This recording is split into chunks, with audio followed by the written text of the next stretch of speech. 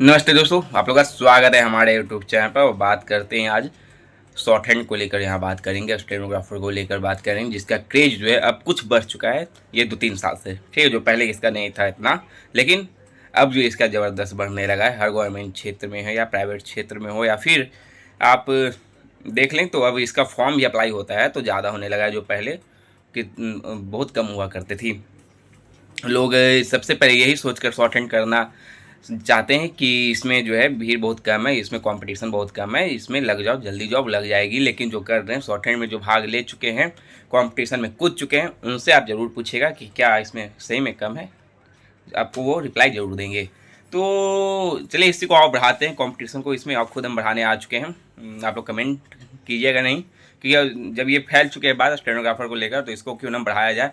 तो सबसे पहले हम आपको इसमें स्टेनोग्राफर शॉर्ट हैंड जो होता है उसके बारे में समझाएंगे कि जो शुरू से कि है क्या, आप कर सकते हो या नहीं, ये तो आप पे डिपेंड करता है। लेकिन इसमें जॉब क्या है, आपको प्राइवेट सेक्टर में आपको इसमें लगेगी कि नहीं लगेगी, किस सेक्टर में प्राइवेट में लगी थी, कहाँ कहाँ आपको जॉब रहती है, और गवर्नमेंट में भी आती है कि नहीं, इसके बारे में आप जानते हैं। जो नए हैं तो उनको शॉर्ट हैंड की जानकारी दे देते हैं कि शॉर्ट हैंड है क्या। तो शॉर्ट हैंड क्या है कि एक शॉर्ट हैंड हाथ से लिखा है, शॉर्ट में जो लिखा जाता है उसको ही कहते हैं। आप समझ लें, जैसे कि आप अपना नाम ही लिखते हो। यदि आपका नाम नवनीत कुमार है, चलिए अपना नाम बता देते हैं, नवनीत नाम है, तो नवनीत एक हिंदी वर्ड में लिखो चाहे इंग्लिश वर्ड में लिखो, थोड़ा लंबा वर्ड बढ़ जाता है, लेकिन वही शॉर्ट हैंड में आपका 2 ही अक्षर में, आपका 2 ही लाइन में आपका नवनीत कुमार हो सकता है।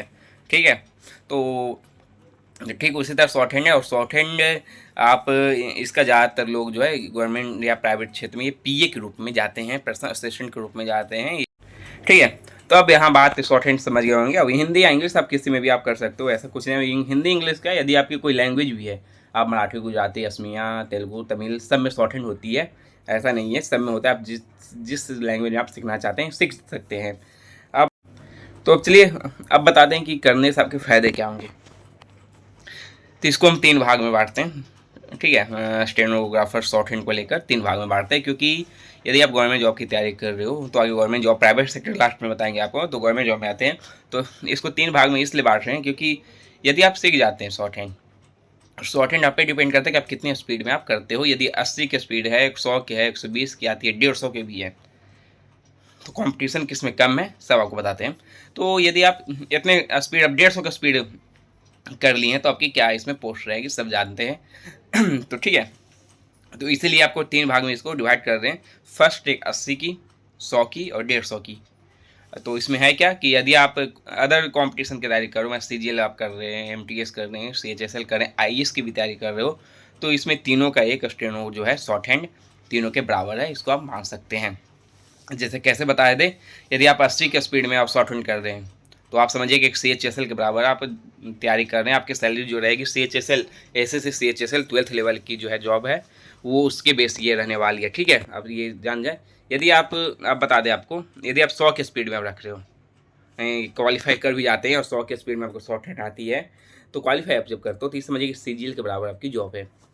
अब यहाँ बात करते हैं, अब ये जब 150 के स्पीड में आपको आपकी शॉर्ट हैंड आती है और आप इसमें क्वालिफाई कर जाते हो, जॉब ले लेते हैं आप इसमें, समझिए कि आईएएस के बराबर आपका ये जो है जॉब रहती है। ठीक है, बस डिपेंड करता है कि स्पीड पर, आपकी स्पीड कितने हैं। तो इसका मतलब नहीं 200 की स्पीड है, बस 150 तक ही रहता है हर विभाग या एग्ज़ाम जो होता है। तो जैसे कि अब बता दें, यदि आप इसमें ग्रेड डी होता है, ग्रेड सी होता है, और 150 की स्पीड जो है तो उसको हम लोग रिपोर्टर बोलते हैं। वो पार्लियामेंट, विधानसभा, जो हर राज्य में विधान परिषद, विधानसभा में ये सब वैकेंसी रिपोर्टर के नाम पे जो है आती है। और इसका जो पोस्ट रहेगा एक आईएएस की तुलना में बराबर रहता है, लेवल 10-12 की सैलरी रहती है, इसीलिए आपको हम बोल रहे हैं। तो ज़बरदस्त शॉर्ट हैंड जो है ज़बरदस्त है, आप सीख रहे हो। अब क्या सोच के सीख रहे हो ये नहीं पता, लेकिन हमेशा सोच जो है बड़ी होनी चाहिए। मतलब 150 की स्पीड में लेकर चलते हैं आप, तो ज़बरदस्त है। कोई ज़्यादा एग्जाम नहीं, एक ही एग्जाम इंटरव्यू रहता है बस। तो इसलिए आगे रिपोर्टर की यहाँ बात कर लेते हैं। 150 की स्पीड आपकी होनी चाहिए। ठीक है, सैलरी आपकी 1 लाख तक रहती है, स्टार्ट ही रहती है उसकी, नहीं कि 50,000, 1 लाख से स्टार्ट रहेगी। और विधानसभा में आपको रहेगा नीतीश कुमार, बिहार से नीतीश कुमार हो गए, यूपी योगी आदित्यनाथ, मतलब यदि पार्लियामेंट में है तो आप प्रधानमंत्री राष्ट्रपति के साथ आप इनका उठा बैठा आपका रहेगा।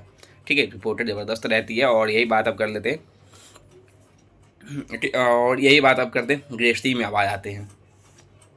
ग्रेड सी और ग्रेड डी की हम बात कर लें तो ग्रेड सी ग्रेड डी में तो बहुत कंपटीशन, इसी में तो ज़्यादातर भीड़ इसी में लगी हुई है, क्योंकि अभी रिपोर्टेड तक कोई इतना भीड़ पहुंचा नहीं है।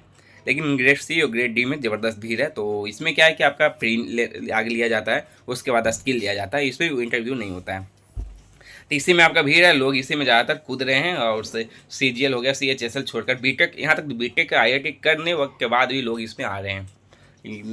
यदि किसी का देख लें तो बोलता है कि बीटेक केवल, तो आप वही स्टेनो में आकर कूद चुके हैं। क्योंकि स्टेनो जो है जॉब दे देती है, लेकिन उसके लिए जो सिलेबस है वो तो आपको कंप्लीट करना ही पड़ेगा। ठीक है, तो ये थोड़ा सा शॉर्ट हैंड के बारे में जा रहे थे कि यदि लोग डाउट रहता है कि इसमें कौन कौन से है, इसलिए बता रहे थे कि 3 ज़बरदस्त पोस्ट रहती है। यदि आप शॉर्ट हैंड करते हो तो अच्छी तरह से कर सकते हैं। ग्रेड डी की सैलरी बता दें तो ग्रेड डी की सैलरी जो यदि आप लेते हो तो ग्रेड डी की मतलब 80 के स्पीड में, ऐसे हम बताते हैं आपको। ग्रेड डी आपको समझ नहीं आएगा, वो एसएससी में ग्रेड डी होता है, ग्रेड सी होता है। यदि और विभाग में देखें तो ग्रेड डी ग्रेड सी नहीं होता है, डायरेक्ट आपका जो है स्टेनोग्राफर CIC निकाल देता है, 100 के स्पीड में निकाल देता है, 80 के स्पीड में निकाल देता है। कोई को तो UPSC एक आता है, UPSC का भी भूल गए थे, UPSC EPF करके जो वैकेंसी है तो 120 के स्पीड लेती है, तो भी ज़बरदस्त पोस्ट रहती है। तो सैलरी डायरेक्ट बात है, यदि आप 80 के स्पीड में कर रहे हैं तो सैलरी आपकी 30,000 से सैलरी शुरुआत रहेगी। ठीक है, यदि आप 100 के स्पीड में शॉर्ट हैंड में क्वालिफाई कर जाते हो तो आपकी सैलरी समझिए 50-60 हज़ार सैलरी स्टार्ट रहती है। ठीक है, और 150 के स्पीड की तो बोलने की बात नहीं, आपको 1 लाख हम बोल दिए हैं। तो ये है इसका शॉर्ट हैंड का क्रेज, और आपको हम बता दिए ज़बरदस्त है, आप सीख सकते हैं। और सीखने के लिए बात करें तो ज़्यादा नहीं है, यदि आप अच्छे कोचिंग इंस्टीट्यूट में जाते हो तो 3 महीना में कोई सिखा देता है, बुक कंप्लीट करवा देता है, नहीं तो कोई 6-7 महीना लेते हैं। तो ऐसे हम बताएंगे कि ऐसे जाए जहाँ जल्दी बुक कंप्लीट करवा दे और स्पीड में आपको लगवा दे।